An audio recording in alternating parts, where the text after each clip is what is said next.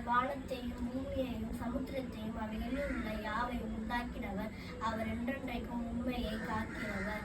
சங்கீதம் 146. ஒவ்வொரு பாட்டு வாசமே எங்கள் மனசில் பதினேசப்பா. நீங்களே கிருமி செய்யுங்கப்பா. நாங்கள் படித்த ஒவ்வொரு விஷயமே எங்கள் மனசில் இருக்க நீங்களே பார்த்துக்கிடுங்கப்பா. இயேசு மன்றவங்க அவர்களிடத்தில் இருக்கிற எங்கள் பிதாவே, உம்முடைய நாமம் பரிசுத்தப்படுவதாக, உம்முடைய ராஜ்யம் வருவதாக, சித்தம் பரமத்திலே செய்யப்படுகிறது போல பூமியிலும் செய்யப்படுவதாக. எங்களுக்கு வேண்டிய ஆகாரத்தை என்று எங்களுக்கு தாரும். எங்கள் கண்ணாடிகளுக்கு நாங்கள் மன்னிக்கிறது போல எங்கள் கடன்களை எங்களுக்கு மன்னியும். எங்களை சோதனைக்கு உட்பட பண்ணாமல் தீமைந்து ரட்சித்துக் கொள்ளும்.